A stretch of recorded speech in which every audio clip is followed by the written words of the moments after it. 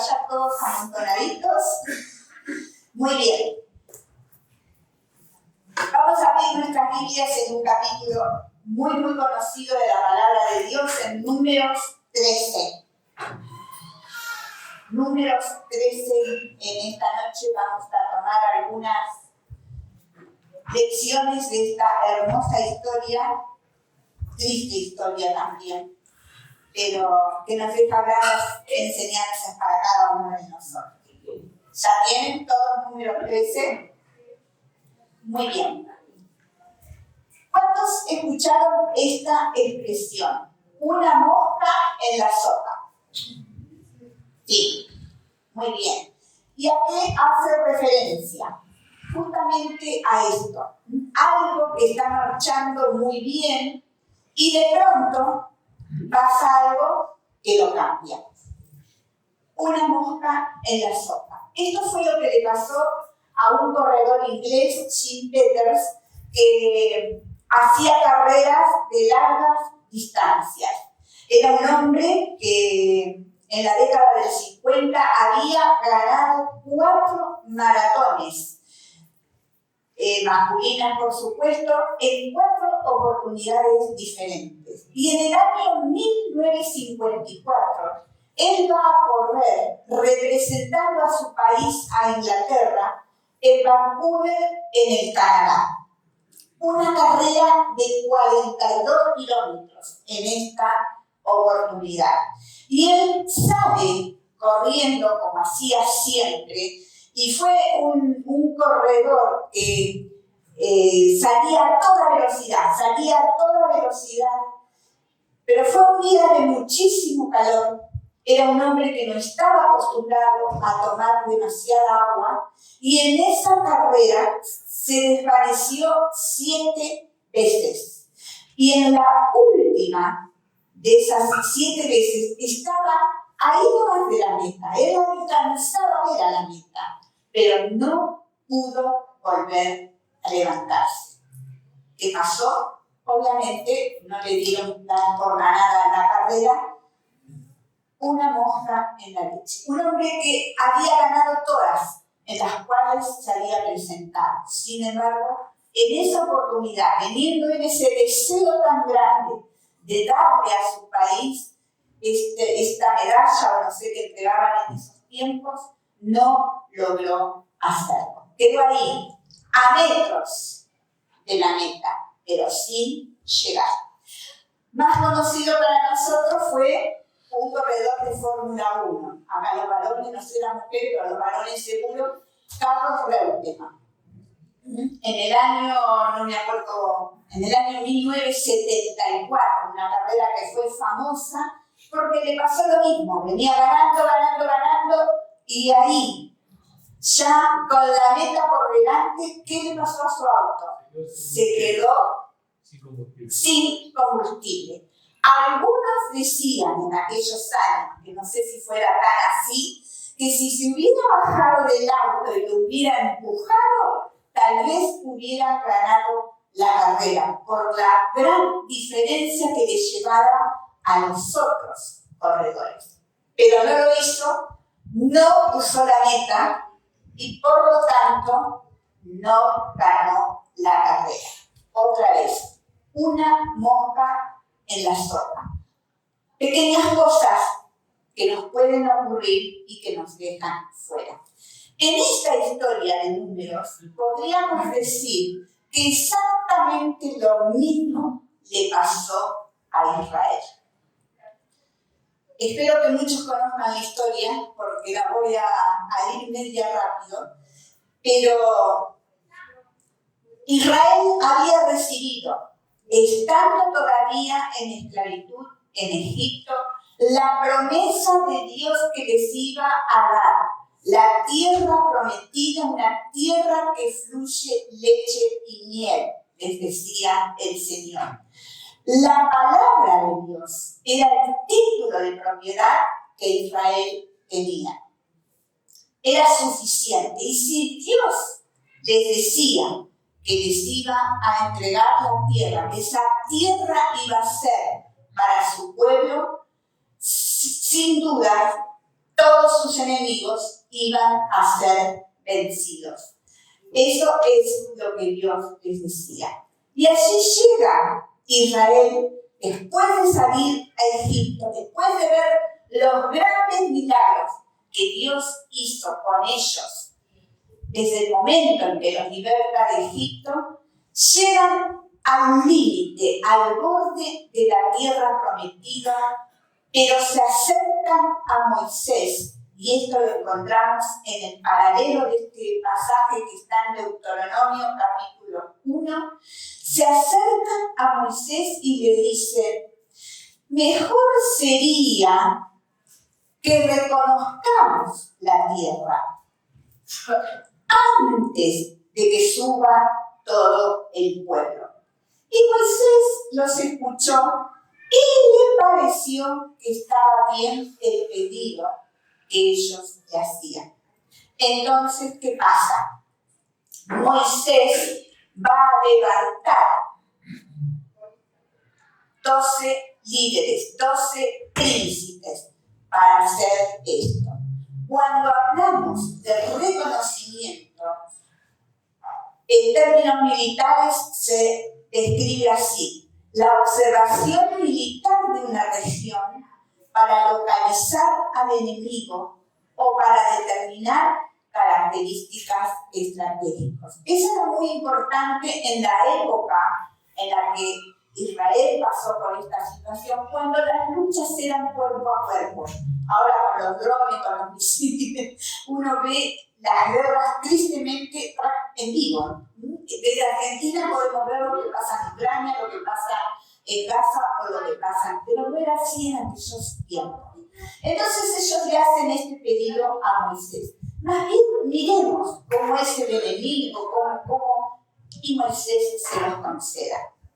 Cuando nosotros hablamos de Setur, ¿sabemos quién es? Probablemente no. Lo mismo si hablamos de Jehuel. Pero si decimos Caleb y Josué, el panorama nos cambia. Todos sabemos quiénes fueron Josué y Caleb.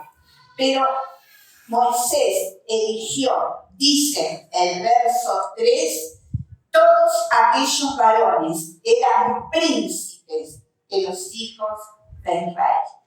Y entonces Moisés les da esta comisión que ellos mismos le pidieron, de ir y de reconocer aquel lugar. Ahora, la comisión que Moisés le da es sumamente detallada y nosotros lo tenemos en los versos desde el 18 en adelante. Moisés les dice: miren la tierra cómo es, miren, presten atención al pueblo cómo es, si son muchos, si son pocos, si son débiles, cómo son. Miren cómo es la tierra, si es fértil o es infértil. Una cosa curiosa, miren si hay árboles, que sería un salvador, Moisés, porque le hace ver por los árboles. ¿Cómo son las ciudades? Si son ciudades grandes, si son ciudades amuralladas. Todos los ítems que estos 12 hombres debían considerar. Y les hace un pedido más. Tomen, dice al final del verso 20, de fruto de la tierra. Llamativo, pero muy interesante, porque el ver algo era una evidencia visual, y como nos pasa hasta el día de hoy, todo lo que vemos nos queda mucho más que si nos hablan de algo. Entonces, estos hombres salieron para cumplimentar con cada una de estas indicaciones. Moisés quería que al traerle fruto de la tierra mostrara lo que Dios les había dicho, la abundancia de esa tierra, todo lo que Dios les daba en esa tierra que fluye leche y miel, en palabras de Dios. Ellos hacen todo este recorrido, dice que suben todo, recorren todo ese recorrido les lleva 40 días. Y van de norte a sur, de este a oeste, no les faltó ningún lugar. Y el verso 20 al final nos dice que era el tiempo de las primeras uvas. Y esto sé que por la escuela dominical o por lo que sea, pero siempre nos queda esa imagen de dos hombres trayendo ¿qué? Un solo racimo de uvas. A mí me encantan las uvas. Yo me imagino ese racimote para que la tuvieran que cargar dos hombres juntos con granadas y juntos con higos. O sea que ellos hicieron exactamente todo lo que Moisés les había indicado. Y regresan. Y van a Moisés. Y los está escuchando todo el pueblo de Israel. Y ellos les dicen en el verso 27 lo siguiente. Y les contaron diciendo, nosotros llegamos a la tierra a la cual nos enviaste. Primera trampilla, si se quiere, en este informe. ¿Por qué? Porque en realidad Moisés los envió a pedido de ellos. Y ellos en ningún momento en el informe que dan dice fuimos a recorrer la tierra que Dios nos da. En ningún momento del informe lo van a leer. Es desconocida la persona de Dios en este informe de estos 10 hombres. Concuerdan, todos los 12 hombres están totalmente de acuerdo en lo que estos 10 van comentando. Hablan de cómo son, hablan de todos los detalles y todos vieron exactamente lo mismo. Pero cuando miramos el verso 28, comienza con una palabrita que nos parece casi insignificante. En algunas versiones dice, más el pueblo que habita.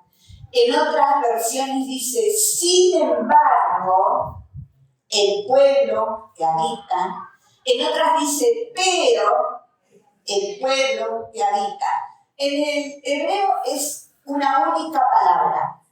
Y esta palabra hace un contraste tremendo entre lo que vengo hablando y lo que voy a decir después. Genial la tierra. De lo mejor que hemos visto. Miren los frutos que trajimos. Pero, y acá empiezan a hablar todo lo negativo. Las ciudades son muy grandes, pero están muy fortificadas. El pueblo está muy bien armado. Hay gigantes. Empezaron a ver todo lo que eran los problemas. La palabra en el original, esta que traducimos más, pero sin embargo, en el original significa fin, cese, o sea, puede ser así, pero con esto que yo les digo ahora, cambiamos totalmente lo que veníamos diciendo. Un contraste total, un contraste total. La tierra fluye leche y miel, pero el pueblo es fuerte. Sí, la tierra es fructífera, pero las ciudades están fortificadas y son muy grandes. No se olviden que la primera con la que se topaban era Jericó. Sí, la tierra es muy buena, pero las murallas son tremendas. Tienen como 6 metros de ancho y de alto, más de 7. Y les decimos una cosa más. Hay gigantes en esa tierra. Hay gigantes en esa tierra. Claro, hablaban de tantas cosas intimidantes que ya el pueblo comenzó a desfallecer. ¿Y cuál fue lo que los dejó afuera? El pecado de la incredulidad. El pecado de la incredulidad. ¿Y por qué fracasaron ellos en la fe? ¿Y cuántas veces fracasamos nosotros en la fe? Porque nos pasa igual que a ellos. Sí, Dios contesta las oraciones, pero porque a veces no nos sentimos escuchados por Dios. Sé que debo servir al Señor, pero, y tengo algo que pongo como contrapartida. Entonces no somos nosotros muy diferentes a aquel pueblo que quedó a las puertas de la entrada a la tierra prometida. Cuando empezamos a ver los obstáculos y no al Dios que puede derribar cualquier obstáculo en nuestras vidas. ¿Cómo voy a pagar esta cuenta? Ay, no sé cómo voy a hacer para pagar el alquiler. Ay, ¿qué le voy a decir a esta persona? Este problema en el trabajo, ¿cómo lo resuelvo? Y nos enfocamos en eso que es nuestro problema. Pero hubo otro informe, totalmente diferente en la resolución. Vieron lo mismo, lo vuelvo a recalcar.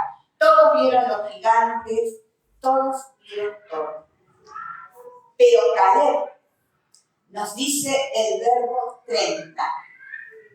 Entonces Caleb hizo callar al pueblo delante de Moisés y dijo: ¿cómo hizo Moisés? No lo sé. Si levantó la mano, ¿cómo se impuso para que todos lo escucharan? Pero ¿qué autoridad tenía este hombre que le creía a Dios? Que les dice 3 cosas en muy poquitas palabras. Subamos, tomemos, más podemos nosotros que ellos. Simple, 3 frases simples. Caleb habla con seguridad, porque Caleb cree cada una de las promesas que Dios les había dicho. Él creyó que esa tierra era para Israel y él sabía que entonces la podían tomar. Y él dijo así: subamos. Él dice ya, hay una certeza, pero también inminente, ya, no perdamos tiempo, no pensemos, ya, subamos. La segunda cosa que les digo: tomemos posesión. Él estaba convencido. No le importaba si había gigantes, si el pueblo era numeroso, si las ciudades amuralladas. Él sabía que no tenía que hacerse problema de nada de todo eso, porque Dios era el que tenía el control. ¿Cuál es nuestra visión de Dios? Eso es clave en nuestra vida espiritual. Hebreos 11 nos dice, en relación a Moisés, que se sostuvo como viendo al invisible. Y ese es el desafío para cada uno de nosotros. Sostenernos en la vida espiritual, no mirando las tormentas a nuestro alrededor, sino mirando al Dios que todo lo puede. Caleb fue un hombre distinto junto con Josué a los otros 10. Entonces su informe fue tremendo porque fue una contraposición a la decisión y a lo que estos 10 habían dicho. ¿Qué contestaron los 10? Inmediatamente, cuando Caleb dijo: subamos, tomemos, podremos, Los 10 respondieron, no podemos. No podemos. Y cuando decimos no podemos, no podemos. Porque ya estamos derrotados antes de comenzar a hacer algo. Estos 10 declararon y empezaron como a murmurar entre todos los demás. Verso 36, 33. Pero vimos gigantes, hijos de Aná, raza de los gigantes. Y una frase que es tremenda. Y quiero que la miremos con atención. Ellos dicen en las últimas palabras del 33, y éramos nosotros, ¿a qué? A nuestro parecer, como langostas. Y así les parecíamos a ellos. ¡Qué tremendo! No solo no veían a Dios como Dios era, sino que la duda y el temor comenzaron a distorsionar todo. La visión de Dios y la visión de ellos mismos. Si yo me veo como langosta, ¿qué puedo esperar? ¿Qué hacemos con una langosta? Cualquiera te pone la pata encima. Ellos se veían así. Y esas eran las frases con las que fueron contagiando a todo el pueblo. Creo que ya alguna vez les conté la historia de María Nieves, que es una mujer que yo llevo en mi corazón. Una mujer que nos tocó pastorear cuando yo comencé a tener charlas con ella. Era una mujer que había sido abusada por el padre, por otros miembros de la familia y por algunos varones del barrio, desde chiquitita. Así pasó su niñez y su adolescencia. Y se casa. El hombre con el que se casa, si bien nunca la golpeó, era una violencia verbal tremenda la que usaba en contra de ella. Y la llamaba cucaracha. Che, cucaracha, tráeme tal cosa. Así. Todos los días, constantemente. Y María Nieves llegó a conocer al Señor. Pero ya había asimilado en su cabeza que ella era una cucaracha. Y se veía así. Entonces en nuestras charlas, a veces me contaba que le había pasado tal cosa y me decía, porque soy una cucaracha. Entonces yo le hablaba, pero vi que no lograba nada. Entonces como a la tercera vez o a la cuarta, cuando me vuelve a decir esa frase, yo le digo, por favor te pido, mostrame en la Biblia donde Dios dice eso.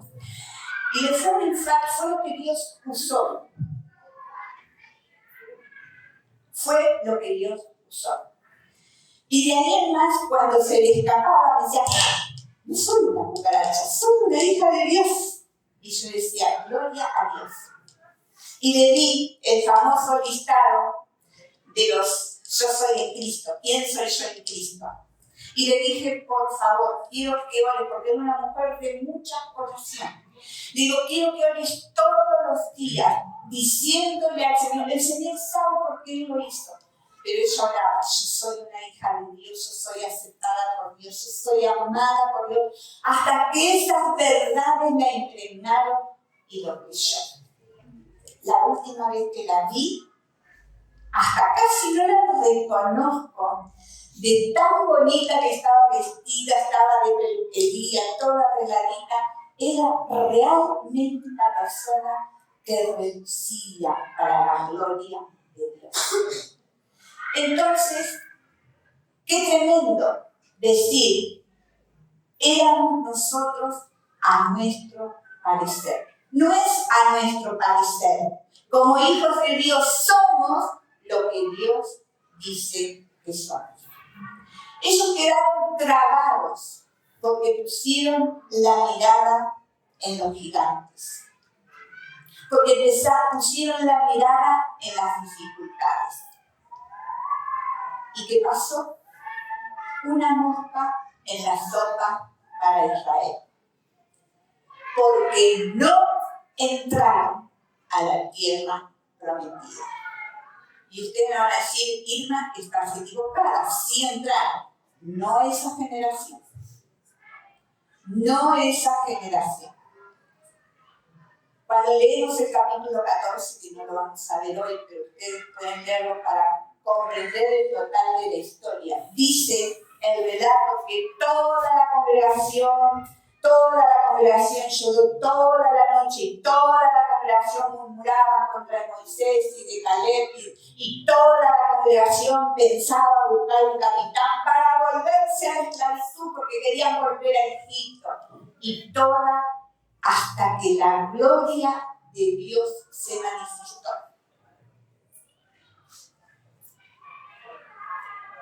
Y Dios dijo, ninguno de estos hombres de 20 años para arriba van a entrar a la tierra que yo les prometí. Ninguno entró. Pero Dios dijo, solamente mi siervo Caleb y mi siervo Josué. Y de toda esa generación, solo 2 hombres entraron. Los 2 que le creyeron a Dios. ¿Qué pasó con los 10? Nos dice al final del capítulo 14 que aquellos varones que habían hablado mal de la tierra murieron de plaga delante del Señor. Por eso no nos acordamos su nombre. Y eran príncipes de Israel. ¿Cuáles son los gigantes, los temores que nos frenan a nosotros en nuestra vida espiritual? Uno de los gigantes que más daño nos hacen son justamente los temores. Porque el temor nos paraliza. El temor nos hace quedarnos quietos, el no tomar decisiones. Porque si me equivoco, porque si hago mal las cosas. Lo más importante en nuestra vida espiritual es reconocer cuáles son nuestros gigantes. Aquellos gigantes que nos anulan, como anuló al pueblo de Israel. Trabajé con una mujer sobre los miedos. Y ella compró un cuaderno. Yo le dije, cada vez que sientas miedo por algo y vos no sepas, a veces son con razón, ¿verdad? Estoy en un vuelo, se viene abajo la mano, voy a tener miedo. Pero esos temores que no sabemos por qué están. Entonces ella comenzó a escribirlos y sola después los fue descubriendo. Acá me di cuenta que, y encontraba la raíz. Temor al fracaso, temor a las burlas, temor a no ser amado. ¿Cuál es el temor que nos frena en nuestra vida espiritual? Ese gigante que nos tiene manoteados. Otro gigante pueden ser los complejos. Hay complejos físicos, nos miramos, pero no nos amamos. Nos miramos y nos vemos todos los defectos. ¿Cómo puedo amar a Dios? ¿Cómo puedo amar a mi prójimo si no me amo a mí mismo? Conocí una chica que no tenía espejo en la casa y no quería verse en ningún espejo. Cuando tenía que arreglarse de alguna manera el cabello, lo hacía en las alacenas o en algún vidrio de algún mueble, pero no un espejo.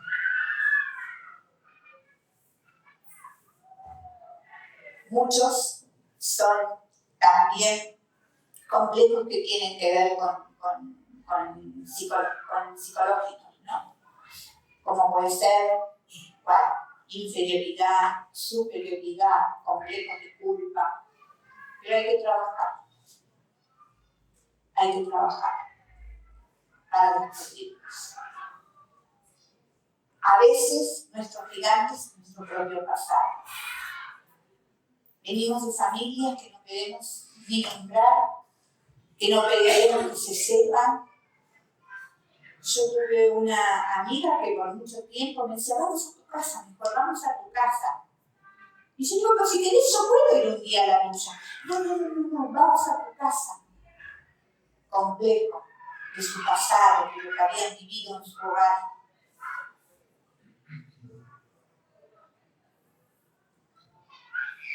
Una segunda pregunta que el Señor nos hace en esta noche.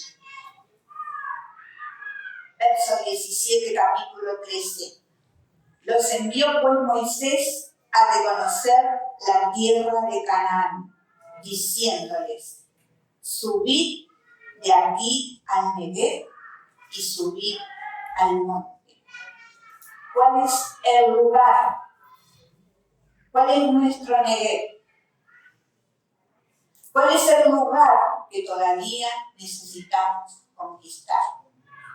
Pensemos.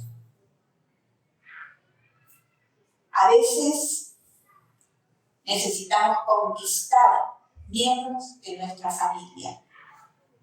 Hijos que están lejos, esposos, esposas en algunos casos. Queremos alcanzarnos para Cristo. Tenemos que subir a ese nivel. En el nombre de Jesús. Subir implica también buscar a Dios en esa batalla.